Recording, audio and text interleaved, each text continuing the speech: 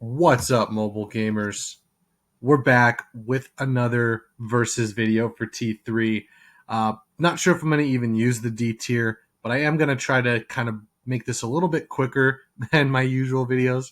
I know 30 minutes is kind of too long for some of you guys. We'll probably try to keep it upper 20s if we can. But we're going to start out by ranking the skins, and then we'll do the weapons and then the abilities and stuff like that. So we're kind of going to go a little bit quicker than we normally do. And I think we're going to start off with this Shell skin right here. This is a really good one. I really like it. She is really cool in this one, but it's also fairly simple. If you're going to compare this to some of her other skins, I'm just not so sure that it is at that mythic tier or legendary tier or whatever that rarity is. It's not epic; it's the one above it. I don't remember what it's called, but um, this skin is kind of.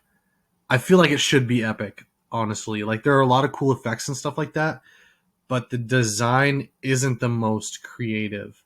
I feel like even just her Servanaut skin is better. It's super clean. It has a ton of character. It doesn't give her that same ugly haircut that she has in her base skin. And honestly, the astronaut vibe, I love that, especially on Shell. It's a really, really good skin. Um, I think that this is probably like my second favorite skin, if not my favorite, especially for Shell. It's definitely one of those skins that's really high up there in my tier list. If you guys have seen that, go check that out. It's going to be a really good video for you guys to go back and watch. And then we come to the only reason I have D tier. This skin is super ugly. I thought it was going to be a cyberpunk esque skin. I was excited for it. I was like, oh, this is going to look so good.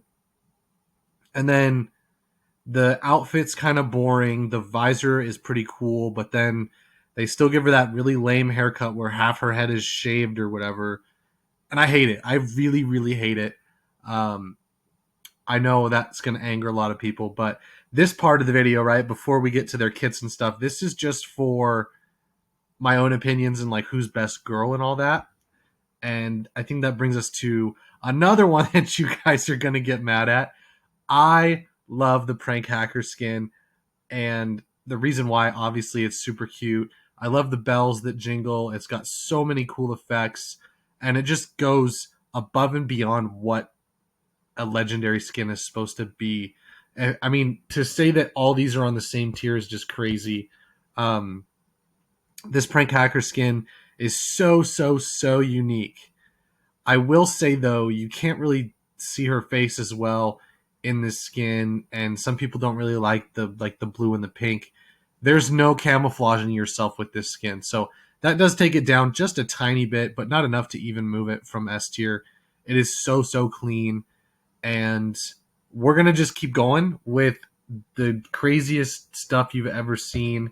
Um, I can't put that back. All right. So I actually really like Yaa's base skin. I know that's gonna sound crazy.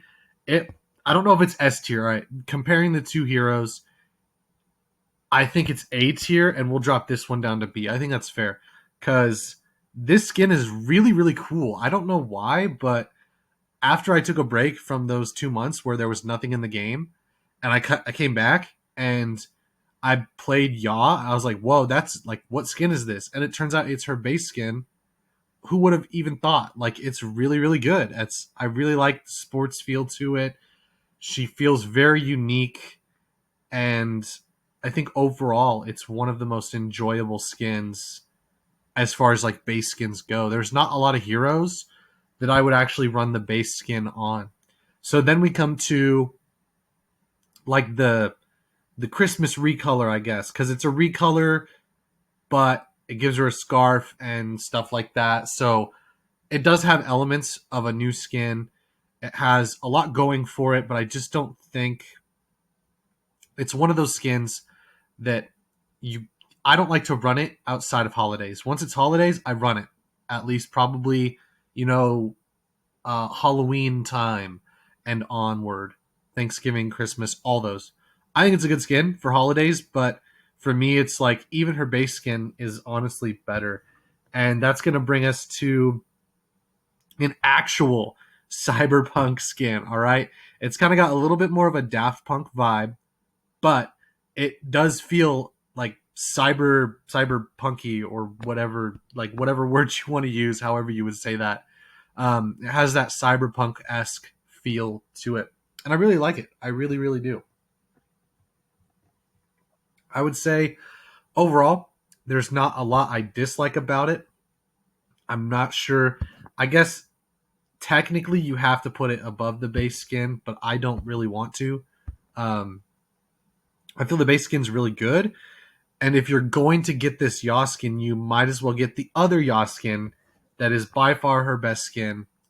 And I think that they're both really good, but the one that has like that cyberpunk feel, it doesn't really compare to the Thief of Gale, and it still has the black clothes with the red vibe, and the effects are cooler on the Thief of Gale skin. It's got that Amelia Earhart vibe to it. I really, really like it. And I think that when you're talking about like who's best girl, I think it might be Ya because Shell has a really great personality, but this skin is the worst. And I hate her hair. I hate her hair when it's all shaved on one side. That's why I like the Servanaut skin and the Prank Hacker skin because they are really, really strong skins. I think they're both better than Thief of Gale. But when you look at the base character, I think that Yaw deserves a lot more love. And I think Shell's already got that. And she's really close to Aletta. So is Yaw, of course. But I feel like Yaw has such a unique kit and she just doesn't have enough done with it. So I'm hoping I'll say Yaw's best girl and she'll get some really cool skin once they actually start releasing content. If the game doesn't die. I mean, it might die, you guys, all right? We're going to do a Star Wars Hunters video. Probably kind of transition to that once T3 is back. I'll definitely do a lot more T3. So for now, it's kind of going to be a combination T3 and Star Wars Hunters, and T3 videos are mostly going to be like this because there's no content inside the actual game.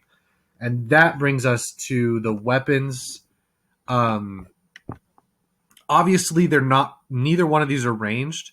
Yaw does have like her pistol can shoot kind of far, but then the damage is just so abysmal that there's no point.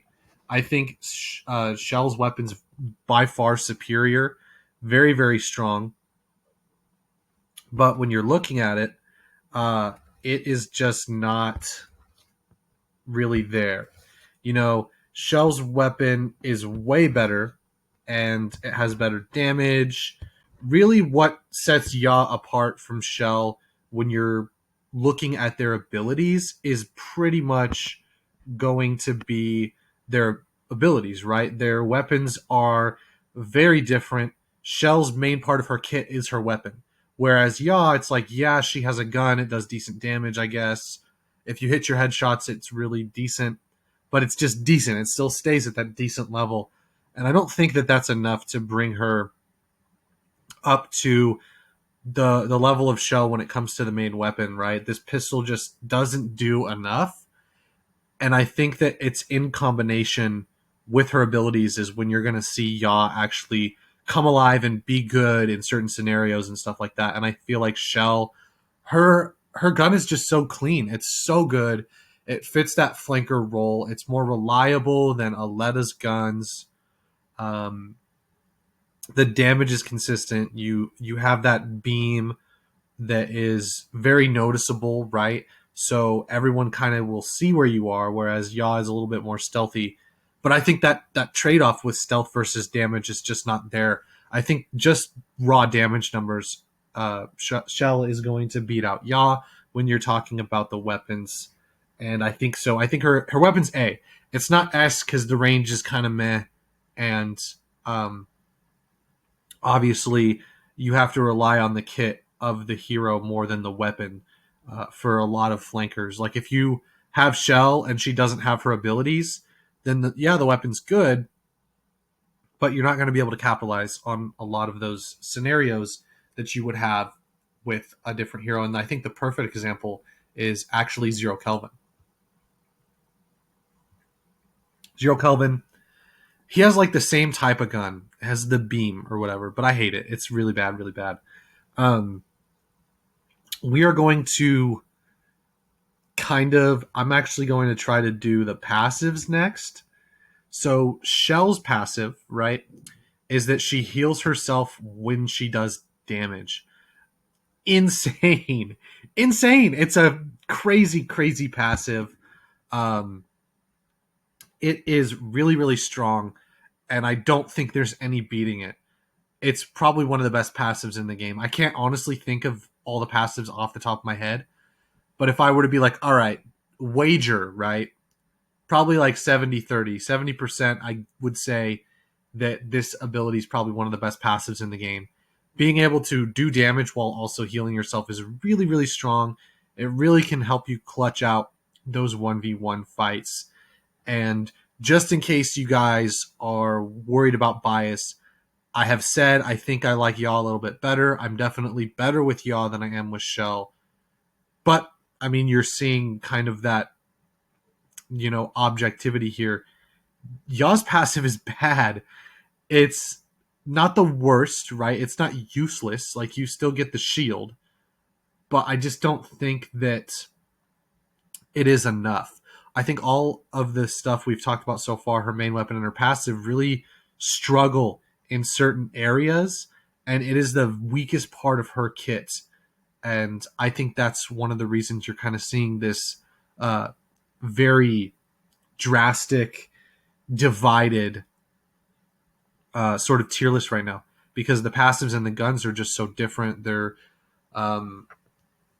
both decent, right? But then Shell has just that little bit of extra. Like, that passive is so strong. Like, they're both passives, I would say, are decent. But then you look at the ability to actually gain health while doing damage. And I think any character would honestly be really good if they had this passive. So on top of the fact her weapon is really good, she also has a very strong passive. And that is going to bring us to their abilities. So this is Shell's first active, right? Now, this is very, very strong. It is a teleport. You teleport and you're invincible. It's busted. It's insane. They had to nerf this over and over again. Shell has been hit with nerfs in the past, and it really sucks. But I honestly think it's this one of the strongest abilities in the game. There's really nothing else. A lot of people would say Aletta's ability is very strong. I would say that's not true. Not that I hate Aletta, but the ability to rewind is not as good as a teleport where you're invincible. Because if you're paying attention, you're going to be able to track that Aletta. And the teleport is just way too strong. Now, there's a reason there's lower tiers. This ability sucks. I don't remember what it's called, but basically you use it and it does an AoE damage that kind of slows a little bit or stuns or something like that. And it's honestly not even noticeable. You could just take it out of her kit. You wouldn't even notice. The damage should be probably doubled, if I'm being honest. It's garbage. It's not helpful at all, but I think that Shell's kit makes up for it in other areas. And so this is where you're actually going to see some of the equalizing, so to speak, because I think that both of Yaa's abilities are absolutely awesome. The fact that you can dash at somebody and then you get the dash back if you get the kill is insane. It's basically a free execute whenever you see an enemy that is low health. And I've talked about this many times when I've talked about Yaa and how to play her, or whenever her skins are out, right? If one comes out, I'm like, hey, check out this skin. But I also usually say, here you go, guys.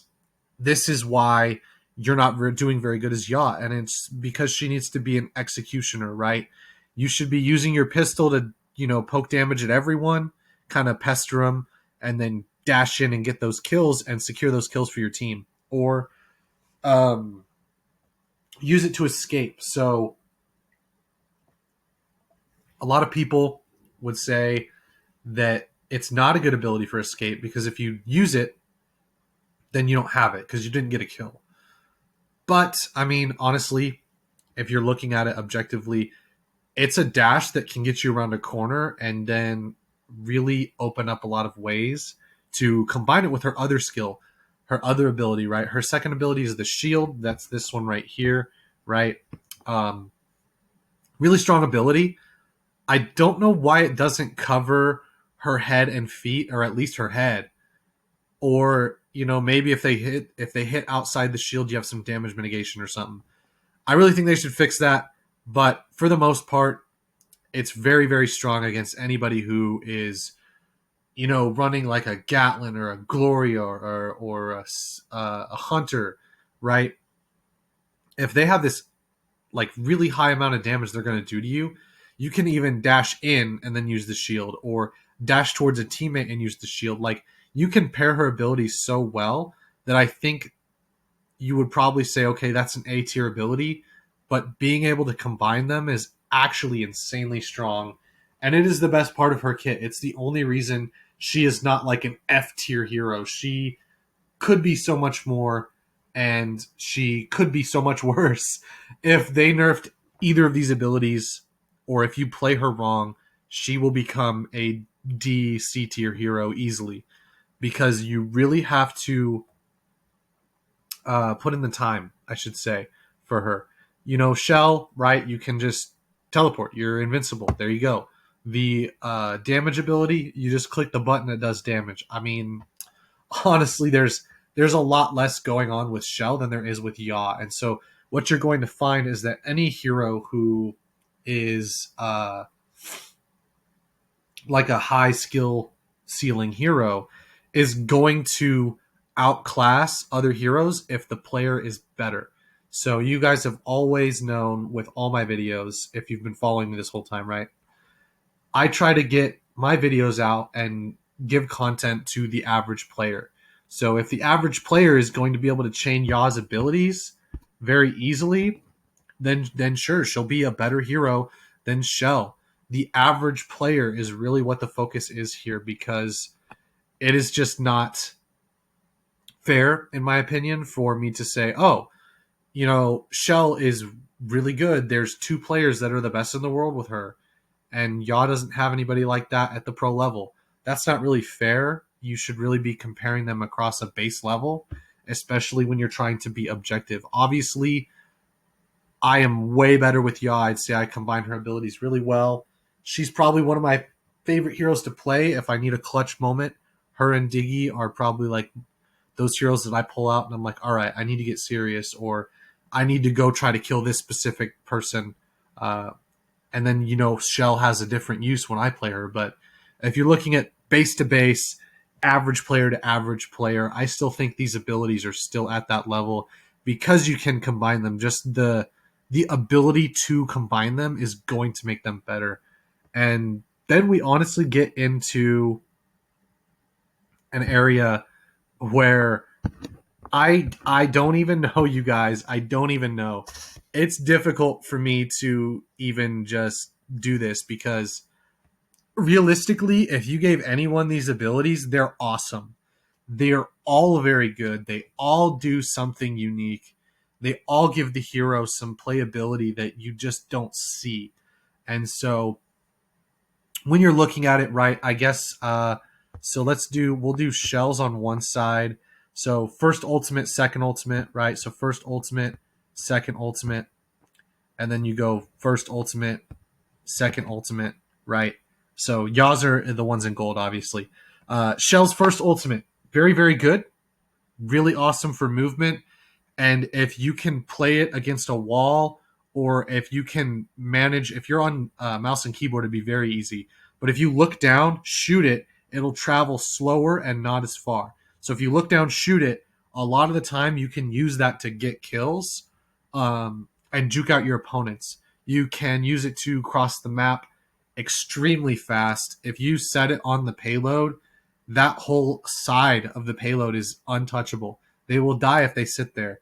I think it's one of the strongest abilities, but you can't stop it. So you should be able to manually stop it. I've said this since day one. You should be able to throw the ability and hit the ultimate button again to stop that circle, that black hole, wherever it is. It should just stop when you hit the ultimate ability again.